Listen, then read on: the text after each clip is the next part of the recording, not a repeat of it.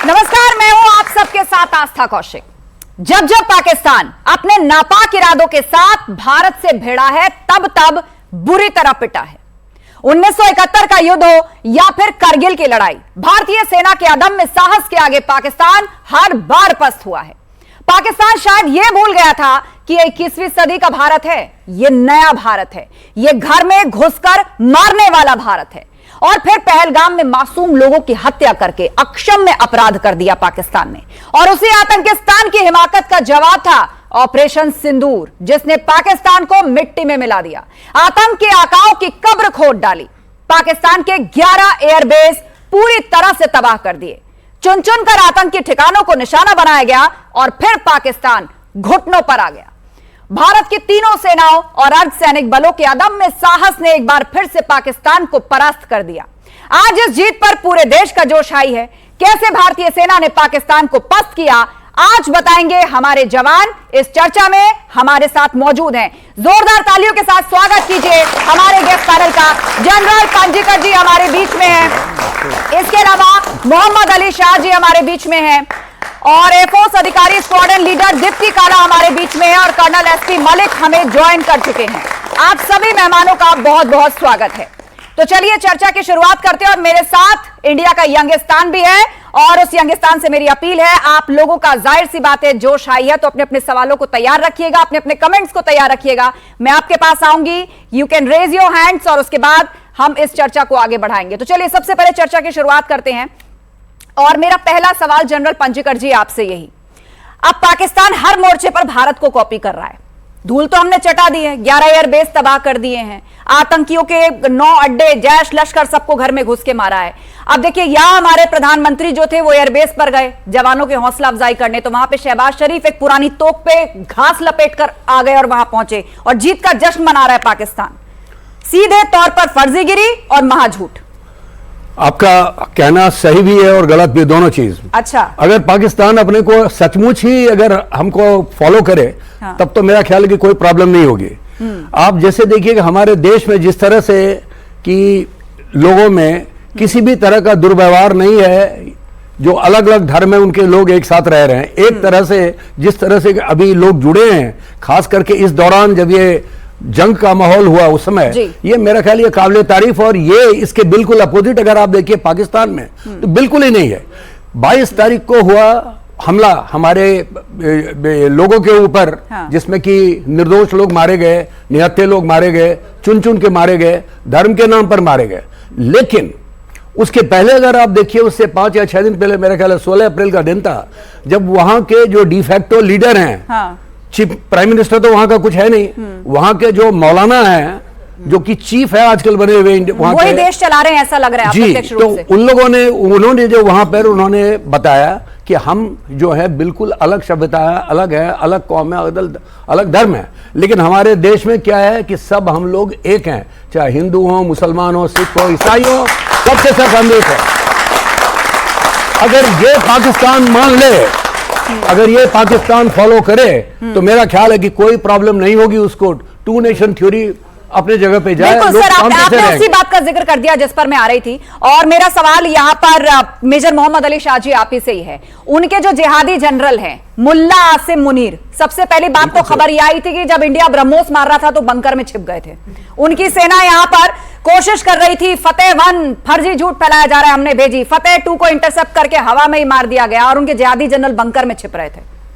आपका कहना बिल्कुल 100% सही है आस्था जी। देखिए, जब हमने कुछ करा भी नहीं था इनको, पहले 14 दिन तक हमने कुछ करा भी नहीं था। हमने जब पहलगाम में ये हमला हुआ 22 अप्रैल को जी, तो हम गुस्से में थे जरूर।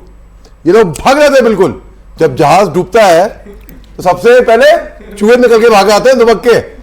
तो वैसे पाकिस्तान के लोग, उनके जनरल, उनके मिनिस्टर अपनी फैमिली को दूर भेज रहे हैं, जो 2 नेशन थ्योरी दे रहे थे। जी हाँ। जिन्होंने अपने मुल्क को इस आग में झोंका वो बंकर में छिपे हुए थे। 16 अप्रैल को जनरल आसिम मुनीर, जिसको हम सब मुल्ला आसिम मुनीर के नाम से जानते हैं, 2 नेशन थ्योरी की बात करते हैं।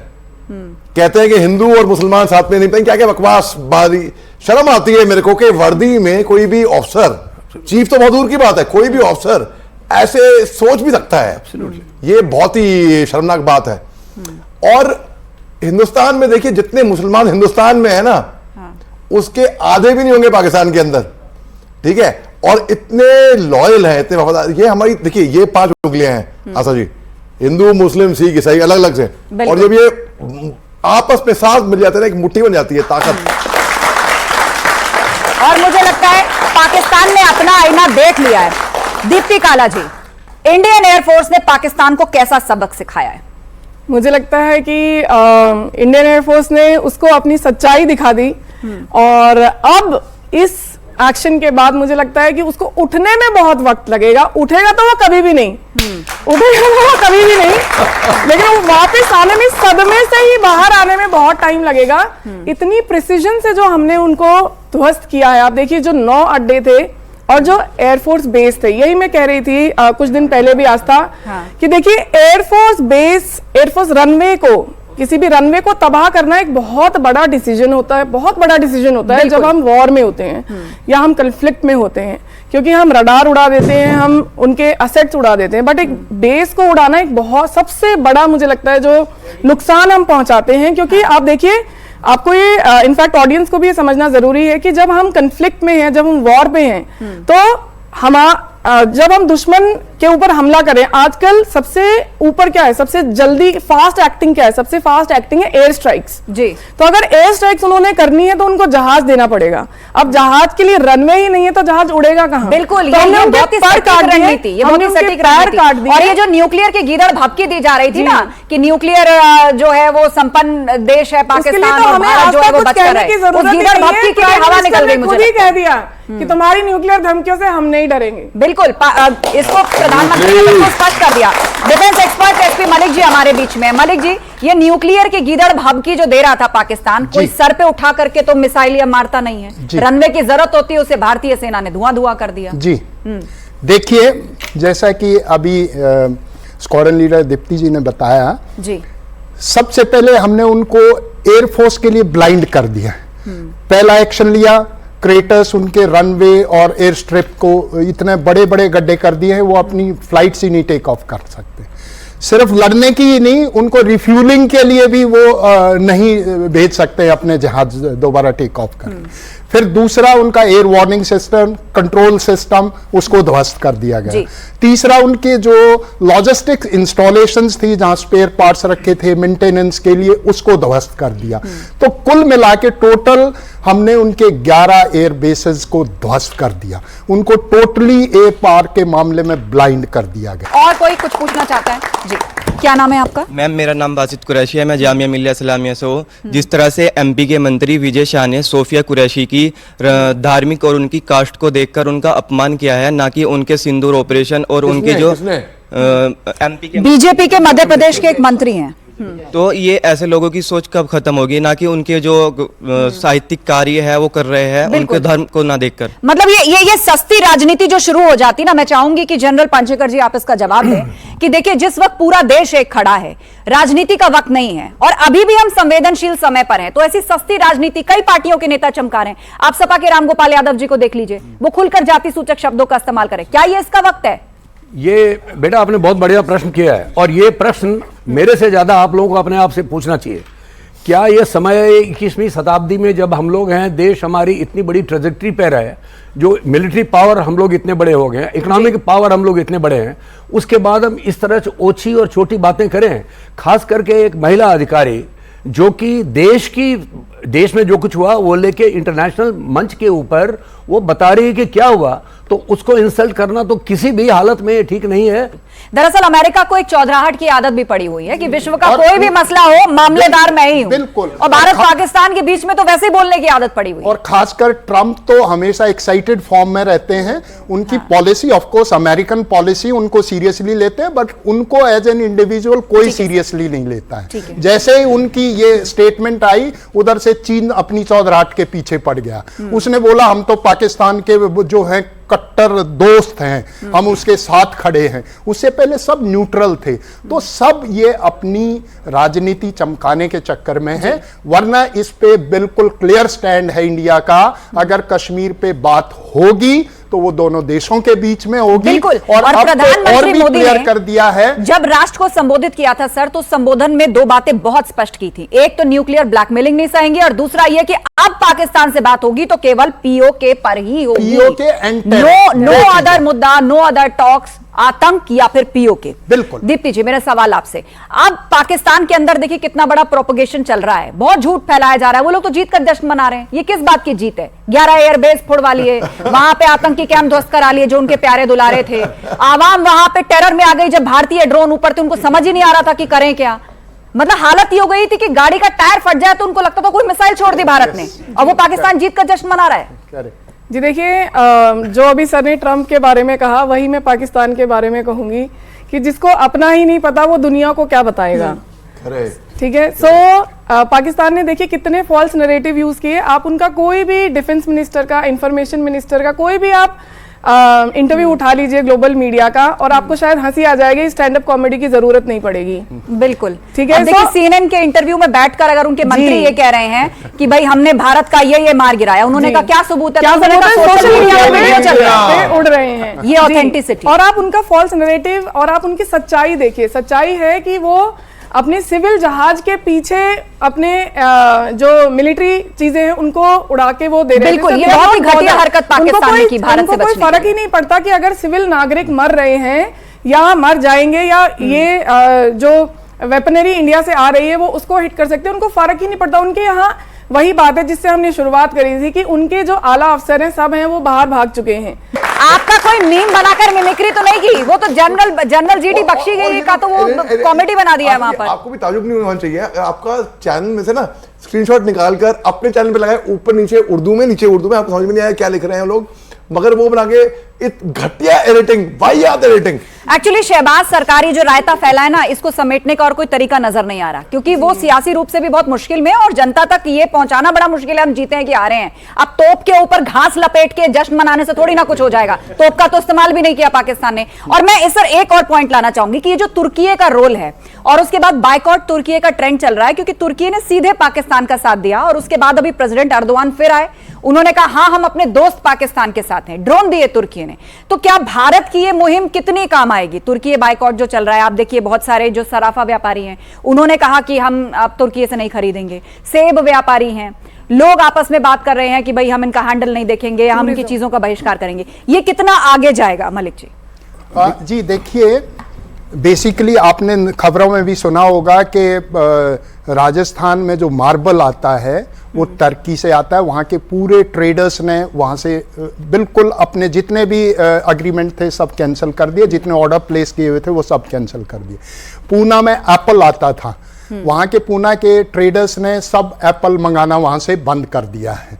उसके अलावा उनके पास इतना कोई खास सामान नहीं है। सबसे बड़ी चीज वहां की टूरिज्म है। लोग जाते थे इस्तांबुल, ये वो, अजरबैजान साथ में। अजरबैजान तो आर्मेनिया के साथ खुद यूएसए उलझा हुआ, उसको तो वैसे ही होश नहीं है, बट अजरबैजान में भी हमारे पिछले साल 2.5 लाख टूरिस्ट गए थे, वहां पे 3 लाख टूरिस्ट गए थे।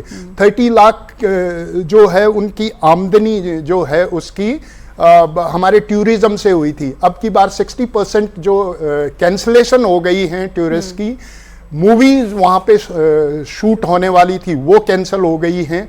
कल्चरल प्रोग्राम, एक्सचेंज प्रोग्राम है वो हो गया है। टर्की के साथ में एजुकेशनल इंस्टीट्यूशन जामिया मिलिया इस्लामिया ने भी अपना एमओयू कैंसिल कर दिया है। जवाहरलाल नेहरू यूनिवर्सिटी ने अपना एमओयू कर लिया है। मौलाना आजाद यूनिवर्सिटी हैदराबाद ने अपना एमओयू उनके साथ में कैंसिल कर दिया है। तो इसका बहुत असर पड़ेगा। सिर्फ उसमें जरूरत है हम जैसे अपने देशवासियों की, ये नहीं कि जब गवर्नमेंट और दूसरे लोग अपना कैंसिल कर रहे हैं प्रोग्राम तो कुछ एक कीन कुमार होते हैं जो नहीं जी हमें तो वहां जाना ही है। गलवान का समय आया था ना, 2020 की बात है, जून तकरीबन मिड जून, तो कर्नल बाबू साहब बिहार रेजिमेंट के शहीद हो गए थे, आपको याद होगा जी। तो बहुत जबरदस्त मुहिम चली थी, boycott China, hit the dragon where hurt the most, चीन के साथ व्यापार सब बंद करिए, टोटल बंद करिए। जितने भी हमारे एप्स हैं चीन के, बहुत सारे एप्स हैं, वो सब बंद हो गए थे। मुहिम चली थी चीन के खिलाफ। अभी क्या है कि अभी वॉलंटरली, क्योंकि हालांकि तुर्की और अजरबैजान, मैं खुद स्वयं गया था 2-1 साल पहले, ठीक है, लेकिन अब मैं नहीं जाऊंगा। क्यों? क्योंकि उन्होंने साफ बोला है कि वो पाकिस्तान के साथ देंगे। सॉरी, मैं एक ऐसे मुल्क के वहां जाना पसंद ही नहीं करूंगा जो पाकिस्तान के साथ देंगे। और देखिए बात ऐसी है कि it is up to us, हमें उनको फर्क शायद ना पड़े या ना पड़े इकोनॉमी, हमें फर्क पड़ेगा। हमारे सेंटिमेंट्स, हमारे इमोशंस हिंदुस्तानी हैं और हमारे सेंटिमेंट, हम बहुत इमोशनल लोग हैं, हिंदुस्तानी लोग हैं, हम जज्बाती लोग हैं और हम हमारे राष्ट्र के जज्बात के साथ खड़े हुए हैं। और यहां पर सबसे अच्छी बात क्या हुई, आस्था जी मेरे को एक मिनट देगा जी, सबसे अच्छी बात ये हुई कि पूरा इन्होंने बांटने की कोशिश करी ना हिंदुस्तानियों को। पहलगाम में धर्म पूछ के, नाम पूछ के, कपड़े उतारो, कलमा पढ़ो, मोदी आगे बोल देना, ये सब हम सब एक हो गए, बल्कि बटे नहीं। चलिए प्लान उनका इसी पर ही कुछ लाइन्स हो जाए। नमस्कार, मेरा नाम आशीष है और मैं रामजस कॉलेज से हूँ और मैम मैं हिंदी साहित्य का विद्यार्थी हूँ और स्वयं भी कवि हूँ। तो आज मुझे बड़ा गर्व हो रहा है। मेरा कोई प्रश्न तो नहीं है, लेकिन मुझे दिनकर जी याद आ रहे हैं जो कहते थे कि सेनानी करो प्रयाण अभय, भावी इतिहास तुम्हारा है, ये नखत अमा के बुझते हैं सारा आकाश तुम्हारा है। ये वो देश है जिसमें अब्दुल हमीद पैदा हुए, अली सर सामने खड़े हुए हैं, ये अब्दुल हमीद का देश है, ये कलाम का देश है, जिसमें वसीम बरेलवी पैदा होते हैं तो ये लिखते हैं कि खून सने ये इतिहास के पन्ने एक अमानत हैं, जाओ इन पर नाच करो, बलिदान की इन पर छाया है, हमने तुम्हारे कल की खातिर अपना आज गवाया।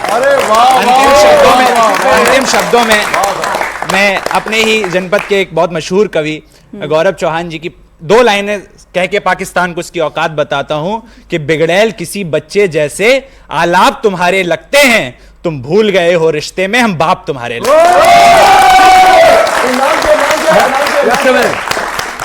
आशीष Dubey, Ramjas college. Too good यार, दुबे आशीष 4 पंक्तियां आपके लिए। अच्छा, आपके लिए एक दुबे के इसके ऊपर एक मेरा बहुत बढ़िया आपने पढ़ा इनका कविता दिनकर जी की। आप लोगों के लिए पैगाम जो दिनकर जी देके गए हैं, जो मैं अभी दोहरा रहा हूं, वो बड़ा जरूरी है। दिनकर जी ने लिखा है कि पत्थर सी हो मांसपेशियां लोहे से बुजदंड है, पत्थर सी हो मांसपेशियां लोहे से बुजदंड है, नस नस में हो लहर आग की तभी जवानी पाती जाए। और वो तभी होगी। और दूसरी बात ये याद रखना, उन्होंने एक और दिया हमारे साथ जो कि आप लोगों को याद रखना चाहिए। वो कहते हैं कि जैसे कि सांप है, सांप को लोग मारने के लिए जाते हैं जरूर, आप ये नहीं कि सांप सबको काट ले, वो नहीं, लेकिन अगर आप में कहते हैं उसी को धरा पूजती उस भुजंग को जिसके पास गरल हो, अगर तुम्हारे पास गरल है तभी तुमको लोग पूजेंगे और नहीं तो तुमको पूजेंगे नहीं कोई। इसलिए अपने देश की तैयारी करिए, टेक्नोलॉजी, डिफेंस, इकोनॉमिक्स, हमारे साथ सोशल साइंसेस, सब में मिलकर ऐसा बनाइए कि आपको देख के लोग डरें। वही कि कोई जरूरी नहीं कि सांप काटे, क्षमा शोभते, उसके बाद तब आप माफ करिए पाकिस्तान को, क्षमा शोभती उस भुजंग को जिसके पास गरल हो, उसका क्या जो दंतहीन विषहीन विनीत सरल हो। आपके पास कुछ है नहीं, क्या करोगे? ये जो वीर रस की शुरुआत हुई है, मोहम्मद साहब आप कुछ ऐड करना आशीष भाई और हमारे देश के जितने भी जाबाज फौजी हैं जो अपनी जान की परवाह करे बगैर अपनी जान की बाजी लगा देते हैं, सबको हिफाजत करने के लिए दुश्मन का कूद पड़ते हैं। ये माखनलाल चतुर्वेदी की कविता है, सुनी होगी आपने, पुष्प की अभिलाषा। चाह नहीं मैं सुर बाला के गहनों में गूंदा जाऊं, चाह नहीं प्रेमी माला में बिन प्यारी को ललचाऊं, चाह नहीं सम्राटों के शव पर हे हरि डाला जाऊं, चाह नहीं देवों के सर पर चढ़ूं भाग्य पर ढलाऊं, मुझे तोड़ लेना वन माली उस पथ पर देना तुम फेंक, मातृभूमि पर शीश चढ़ाने जिस पथ जाएं धीरे। कुछ और लोग बात रखना चाहते हैं अपनी? जी जी हाँ बताइए। मेरा नाम अकदस सिद्दीकी है। मैं पहले तो आपको मुबारकबाद देता हूँ, पाकिस्तान को बहुत अच्छी तरह से धूल चटाई है। लेकिन मुबारकबाद दीजिए। बिल्कुल सर, आपसे ना पहला आपका बनता है। लेकिन सर अक्सर सवाल ये पैदा होता है कि बॉर्डर पे अक्सर आतंकवादी कैसे पार हो जाते हैं, हम अपना बॉर्डर को इतना सिक्योर क्यों नहीं कर पाते कि वहां से ये लोग आ ही ना पाए। हर मतलब 1 महीने में 2 महीने में ये कैसे आ पा रहे लोग? ठीक है, और कोई सर 2-3 सवाल ले लेते हैं, उसके बाद एक साथ जवाब सुनते हैं। जय हिंद सर, मेरा नाम नितिन है, मैं दिल्ली यूनिवर्सिटी का छात्र हूँ। मेरा क्वेश्चन ये है कि इतने बड़े युद्ध के बाद क्या पॉलिटिक्स में जो आर्मी है, इंडियन आर्मी, उसमें अग्निवीर स्कीम अभी भी लागू करनी चाहिए या फिर इसमें इम्प्रूव होना चाहिए? ठीक है, और कोई सवाल? जी माइक ले लीजिए आप। सर मेरा नाम अरसलान अंसारी है और मैं जामिया मिल्लिया इस्लामिया का छात्र हूँ। मेरा सवाल यह है सर, पहले पुलवामा और फिर पहलगाम, लेकिन सर जिस तरह से हमने घर में घुस के मारा है ऑपरेशन सिंदूर के जरिए, तो सर मेरा ये सवाल है, क्या अब से 1 साल बाद या 1.5 साल बाद या बाद में भी अगर पाकिस्तान बाज नहीं आता है तो इस पे भारतीय सेना की क्या कार्रवाई है? ठीक है, एक सवाल और ले लेते हैं लास्ट, फिर जवाब की ओर रुख करते हैं। सर नमस्कार, मेरा नाम हिमांशु दुबे है, जामिया से हूँ। हमेशा से अब जब भी युद्ध होती है पाकिस्तान न्यूक्लियर की धमकी देता है। खुद तो रहने के लिए अभी आए दिन ऐसी खबरें आती हैं, दाल आटा राशन ऐसे, तो न्यूक्लियर को सेव करके रखना कब तक को सही है और कब तक वो धमकी देता रहेगा? क्या उसका कोई उपाय है, कोई निचोड़ है? और इसमें ऐड करते हुए एक बहस ये भी चल रही है सर, कि बहस ये भी चल रही है कि क्या IAEA को उसके न्यूक्लियर वेपन्स ले लेने चाहिए, because he is not equipped. वहां आतंकी अलग है, सेना अलग है, सरकार अलग है। देखिए बात यह है, पहले प्रश्न जो आपने प्रश्न किया है इसके बारे में, क्या था आपका प्रश्न? एक बार दो है रिगार्डिंग इतने बड़े बॉर्डर पे पुलवामा और पहलगाम को जोड़ के पूछा था। उन्होंने कहा था कि बॉर्डर पार करके आते ही कैसे हैं? बॉर्डर की बात बताई। हमारा बॉर्डर बहुत बड़ा है, आपको मालूम है, तकरीबन ऑलमोस्ट 1500 किलोमीटर का है ना। उसमें अलग अलग इलाके हैं। एक तो इंटरनेशनल बॉर्डर और उसके बाद आता है LOC, आपने सुना होगा, पिक्चर भी बनी थी LOC ना। LOC वो जगह है जहां पर कि डिमार्केटेड नहीं है हमारा, जहां पर जो जिसका कंट्रोल था वहां पे बैठे हुए हैं। ये LOC डिफाइंड हुआ 1971 के बाद। उसके नीचे क्या है? IB। अभी इतनी बड़े एरिया में हमारे जगह हर एक जगह BSF लगे हैं, फौज लगी है वगैरह वगैरह। और आज के डेट में हमारे पास बहुत सारे सेंसर्स हैं जिससे कि पता लगता है कि लोग आ रहे हैं। अभी आप कहिएगा तो भी लोग क्यों आते हैं? कारण यह है कि जहां पर कि छोटे और बड़े ग्रुप हैं, वो तरह तरह के इलाके, आप लगाइए फेंस, कितना भी फेंस लगाइए, चोरी घर में होता है, वही होता है, कुछ न कुछ आदमी घुसते हैं। लेकिन मैं अपने पर्सनल एक्सपीरियंस से बता सकता हूं कि कोई भी आतंकवादी हमारे यहाँ के 1000 दिन से ज्यादा जिंदा नहीं रहता। जो रह गया कोई नहीं रहता, वो मारा जाता है। लेकिन लोग आते रहे, तो क्या ये रुकेगा? Answer is no. कम तो होगा लेकिन रुकेगा नहीं। एक दूसरी बात आपने बताया कि जिस तरह का एक्शन है वो हुआ, क्या आगे भी होगा? अभी आपको ध्यान रखना चाहिए, क्या प्रधानमंत्री जी ने बोला है एग्जैक्टली जिस दिन की बंद हुआ उस दिन क्या बोला उन्होंने? बोला ठीक है अभी तो ये हम इसको रिस्ट्रेन कर रहे हैं इसको, इसके बाद अगर कोई भी एक्ट टेररिज्म की हुई तो that will be considered as an act of war. इसके पहले जो अभी हुई थी एक्ट ऑफ वॉर नहीं थी। सरकार ने लड़ाई डिक्लेयर नहीं की कि वॉर हो गया पाकिस्तान के साथ, सरकार ने डिक्लेयर नहीं किया। सर क्लोजिंग की तरफ बढ़ते हुए मलिक सर लास्ट कमेंट। जी देखिए, जैसा कि जनरल साहब ने बताया, हमारा इतना बड़ा बॉर्डर है और यही नहीं, ऊपर नॉर्थ से लेके वेस्ट नीचे तक जाते जाते उधर से आप नॉर्थ में अगेन चाइना और बांग्लादेश तक, हर एक जगह जो है ना, और टेरेन ऐसा है, कहीं नीचा है कहीं ऊंचा है। जैसा बताया जनरल साहब ने, सेंसर्स लगे हुए हैं। कई बार तो ऐसा होता है पता चलेगा कि कुत्ता भी क्रॉस किया तो वो तो सेंसर है, वो आपको फॉल्स अलार्म भी दे देगा। उसके अलावा हर एक जगह पे जो है ना सेंट्री डेप्यूट नहीं किए जा सके। एक पेट्रोलिंग होती है उस एरिया में, मान लिया उस एरिया से वो पेट्रोलिंग आगे निकल गई, या डाइवर्जनरी फायर करके जो तोप के गोलों से दूसरी जगह फायर करेंगे, ध्यान उधर अट्रैक्ट करके इधर से निकाल देंगे अपने टेररिस्ट को इंडक्ट करने के लिए। तो ये उनकी अपनी अलग अलग तरह की टैक्टिक्स है इन्फिल्ट्रेशन कराने की। इसलिए टाइम लगेगा इसको बॉर्डर को सील करने में। फेंसिंग का आपने देखा होगा काम चल रहा है, काफी हद तक हो गया है, अभी इसमें और टाइम लगेगा। चलिए, कुल मिलाकर देश का जोश हाई है। और जाते जाते मोहम्मद साहब 2 लाइन आप कहना चाहेंगे, क्योंकि मैं आप क्लोजिंग, क्योंकि यहाँ पे एक गेस्ट ने बोला था कि about colonel Sofiya Qureshi madam के बारे में, फौज में हम नहीं देखते धर्म जाति पाति कुछ नहीं, हम सब ये बात जानते हैं, हम हिंदुस्तानी हैं और हमारा धर्म फौज में होता है जो हमारे जवानों का धर्म होता है, हमारे ट्रूप्स का धर्म होता है। मैं मेजर मोहम्मद अली शाह हूं, मैंने मंदिर परेड में बराबर हमेशा शरीक हुआ हूं। मैं करनी माता आरती, दुर्गा माता आरती जो फौज में हमारे पलटन के मेरे को बखूबी आती है। और फौज में आरती होता है, आरती सेना का एक ही धर्म है, वो है राष्ट्र धर्म। बिल्कुल जी। मैम जाके एंड कर रहे हैं आस्था, मैं सब ऑडियंस को यही कहना चाहूंगी कि सारे क्वेश्चंस का आपका निचोड़, सारे क्वेश्चंस का निचोड़ हम खुद हैं। आप चाइना की बात किए, अगली दिवाली पे खबरदार आपने चाइनीज माल खरीदा तो ठीक है। आपने कर्नल कुरैशी की बात करी, अगली बार कोई अपॉर्चुनिटी आए, आपने अपनी बहन को आगे करना है कि तू जा, तो जिम्मेदार अगली बार टेक्नोलॉजी की बात करें तो अगली गूगल कंपनी से बड़ी कंपनी भारत में होनी चाहिए। जिम्मेदारी किसकी है? ये जिम्मेदारी यहाँ के यंगिस्तान की है। जोरदार तालियां आपके लिए बजा दीजिए और बहुत बहुत धन्यवाद आप सभी मेहमानों का चर्चा में शामिल होने के लिए। तो भारतीय सेना के ऑपरेशन सिंदूर की सफलता ने पूरे देश को गौरव से भर दिया है, साथ ही पूरी दुनिया को संदेश दे दिया है कि ये घर में घुसकर मारने वाला नया भारत है। कोई छेड़ेगा तो उसे छोड़ेंगे नहीं। पाकिस्तान को सख्त चेतावनी मिल गई है कि ऑपरेशन सिंदूर अभी खत्म नहीं हुआ है। जो कुछ भी हुआ है वो सिर्फ एक ट्रेलर मात्र है। जब सही समय आएगा तो हम पूरी पिक्चर भी आपको दिखा देंगे। इस खास शो में इतना ही। आप बने रहिए हमारे साथ। बहुत बहुत धन्यवाद। नमस्कार।